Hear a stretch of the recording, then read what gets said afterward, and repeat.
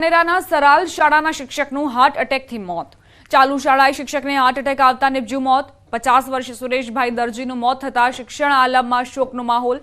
મૃતદેહને પીએમ અર્થે Dhanera referral hospital ખાતે લઈ જવાયો। પીએમ બાદ મૃતદેહને વતન મોડાસા લઈ જવાયો। દાહોદમાં સ્કૂલની છતનું પોપડું પડતા વિદ્યાર્થીને માથાના ભાગે ઈજાઓ પહોંચી છે। અભલોડ ગામની રાયણ ફળિયા સ્કૂલમાં ઘટના સામે આવી। ચાલુ સ્કૂલમાં પોપડું પડતા વિદ્યાર્થીને માથાના ભાગે ઈજા પહોંચી। 9 વર્ષનો ત્રીજા ધોરણમાં અભ્યાસ કરતો વિદ્યાર્થી રાજવીર પરમાર ગંભીર રીતે ઈજાગ્રસ્ત થયો હતો, જેને લઈને 108ની મદદથી તાત્કાલિક સારવાર માટે હોસ્પિટલ ખસેડાયો।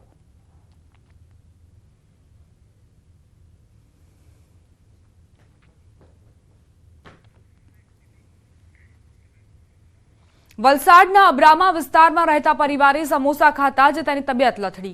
મળતી માહિતી મુજબ અબ્રામાના સાઈ લીલામોલની પાછળ રહેતા એક પંજાબી પરિવારના 3 સભ્યોએ એક દિવસ પહેલાના વાસી સમોસા ખાધા હતા અને ત્યારબાદ આ પરિવારના 2 બાળકો અને એક મહિલાની તબિયત લથડી હતી, જેથી આ પરિવારે દવા લીધી હતી, પરંતુ દવા લીધા બાદ વધુ તબિયત ખરાબ થતા હોસ્પિટલમાં ખસેડવામાં આવ્યા હતા, જ્યાં સારવાર દરમિયાન મહિલાનું મોત થયું છે અને તેના 2 બાળકો હજુ પણ સારવાર હેઠળ છે। આ પરિવારે ખાધેલા સમોસા વાસી હોવાથી ફૂડ પોઈઝનિંગના કારણે ઘટના બની હોવાનું મનાઈ રહ્યું છે।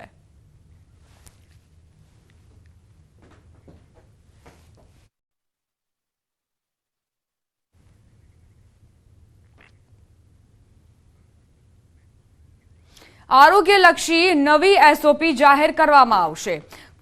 ખ્યાતિ જેવી કૌભાંડી હોસ્પિટલ પર લગામ કસવામાં આવશે। પીએમજેએવાય હેઠળ નવી એસઓપી જાહેર થશે। આરોગ્ય ક્ષેત્રે મોટો ફેરફાર થઈ શકે છે। ગાંધીનગરમાં કેબિનેટ બેઠકમાં નિર્ણય લેવામાં આવશે। પીએમજેએવાય હેઠળ નવી પોલિસી, નવી એસઓપી જાહેર થશે।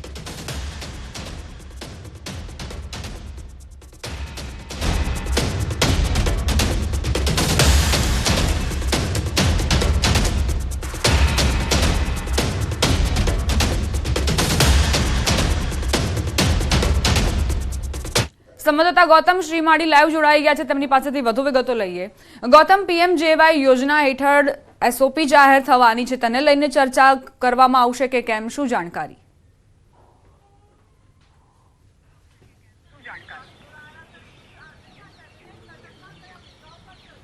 જી ગૌતમ।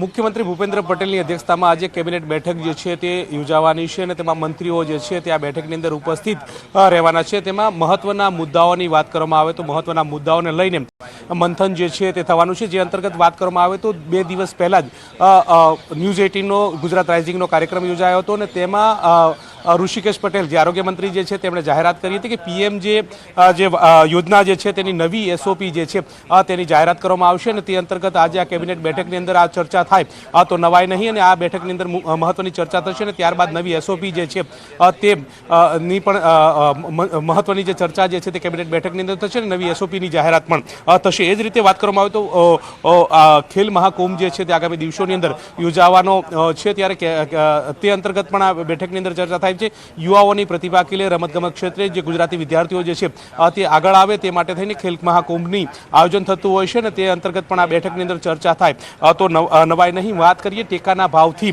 જે ખરીદી અત્યારે હાલ ચાલી રહી છે, રાજ્યભરની અંદર જે મગફળીના સારું એવું ઉત્પાદન થયું છે અને તેને લઈને રાજ્ય સરકાર દ્વારા ટેકાના ભાવથી મગફળીની ખરીદી થતી હોય છે અને તેની લઈને પણ બેઠકની અંદર ચર્ચા થઈ શકે છે। શિયાળુ સત્ર જે છે તે આગામી દિવસોની અંદર યોજાવાનું છે, બજેટ સત્ર પણ આગામી દિવસોની અંદર યોજાવાનું છે, તેને લઈને પણ આ બેઠકની અંદર ચર્ચા થાય તે પ્રકારની પણ બાબતો જોવામાં આવી રહી છે। સાથે સાથે રાઇઝિંગ ગુજરાતનો કાર્યક્રમ યોજાયો હતો, તેમાં મુખ્યમંત્રી ભૂપેન્દ્ર પટેલે પણ કહ્યું હતું તમામ લોકોને પૂરતું પાણી મળશે, એટલે કે શિયાળાની અંદર સિંચાઈ અંતર્ગતની પાણીની માંગ જે છે તે ખેડૂતોની હોય છે અને ખેડૂતોને પણ પાણી સિંચાઈનું મળી રહે તે અંતર્ગત પણ આ બેઠકની અંદર ચર્ચા થાય તો નવાઈ નહીં। વાત કરીએ ખાતરની ઘટ છે તે પ્રકારનો મુદ્દો પણ સામે આવી રહ્યો છે। ખેડૂતો દ્વારા વાવેતર કરી દેવામાં આવ્યું છે અને વાવેતર બાદ ખેડૂતો જે ખાતરની માંગ કરી રહ્યા છે, પરંતુ ખાતરની ઘટ સામે આવી રહી છે। ગઈકાલે જે એક નિવેદન પણ સામે આવ્યું હતું ઇફકોના ચેરમેન દિલીપ સંઘાણીનું, તેમણે પણ કહ્યું હતું કે ખાતરની ઘટ છે, પરંતુ તે રાજ્યની અંદર ઘટ પૂરી થઈ શકે તે પ્રકારની પણ વાત કરી છે અને તે મુદ્દે પણ ચર્ચા થાય તો નવાઈ નહીં। આમ વિવિધ મુદ્દાઓને લઈ અને કેબિનેટ બેઠકની અંદર મંથન થઈ શકે છે અને તે અંતર્ગતની નવી એસઓપી પણ જાહેર થઈ શકે છે। જી ગૌતમ, રાઇઝિંગ ગુજરાતના કાર્યક્રમમાં આરોગ્ય મંત્રી ઋષિકેશ પટેલે પણ કહ્યું હતું કે ખ્યાતિકાંડ બાદ એક નવી એસઓપી લાવવામાં આવશે, આરોગ્યલક્ષી એસઓપી.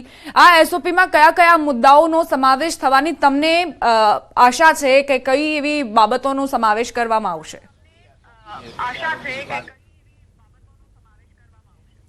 ચોક્કસથી જે પ્રકારે ખ્યાતિકાંડ થયું હતું ને ત્યારબાદ જે પ્રકારે ગેરરીતિ સામે આવતી હતી કે પ્રધાનમંત્રી જે પીએમ જે યોજના જે છે તે અંતર્ગતની અને તે પ્રકારે લોકો જે બોગસ રીતે કામ કરાવતા હોય છે અને તે પ્રકારની બાબતો અટકે તે માટે થઈને આરોગ્ય જે વિભાગ જે છે તે નવી એસઓપી લાવી રહ્યું છે, એટલે કે જેથી કરીને જે પ્રકારના માપદંડો જે છે તે પણ બદલાઈ શકે છે. યોજના અંતર્ગત વિવિધ જે વિવિધ બાબતો જે છે તે અંતર્ગતની પણ પૂર્તિ થઈ શકે છે, એટલે કે આરોગ્ય અંતર્ગત જે ચેડા થતા હોય છે, લોકોને જે બેદરકારી દાખવવામાં આવતી હોય છે તે બેદરકારી દાખવી ન શકે અને લોકોને સીધી આ યોજનાનો લાભ મળે તે પ્રકારની રાજ્ય સરકારની એસઓપી જે છે તે જાહેર થાય તે પ્રકારના એંધાણ પણ વર્તાઈ રહ્યા છે. જી આભાર ગૌતમ જાણકારી આપવા માટે.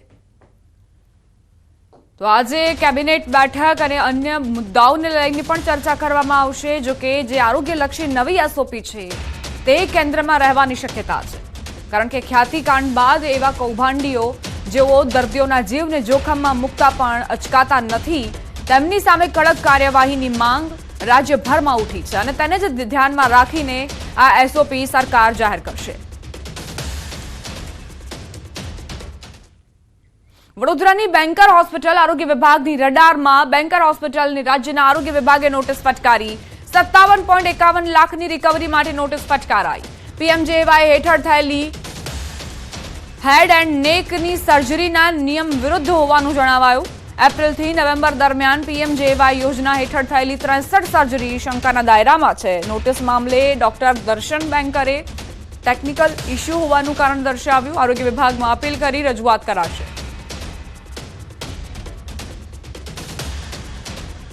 પાટણમાં ઉત્તર ગુજરાત યુનિવર્સિટીમાં ધારાસભ્ય કિરીટ પટેલ અને એનએસયુઆઈની ભૂખ હડતાળ સમયે પોલીસ સાથે ઘર્ષણના સમાચાર તેમજ લાફાકાંડ પ્રકરણની પોલીસે કાર્યવાહી શરૂ કરી, જેમાં 14ના નામજોગ તેમજ 200ના ટોળા સામે બી ડિવિઝન પોલીસ મથકે ફરિયાદ નોંધાઈ છે. ધારાસભ્ય કિરીટ પટેલ, પૂર્વ ધારાસભ્ય ચંદનજી ઠાકોર, જિલ્લા પ્રમુખ ગેમરભાઈ દેસાઈ સહિત કોંગ્રેસ અને એનએસયુઆઈના કાર્યકરો સામે પોલીસ ફરિયાદ છે.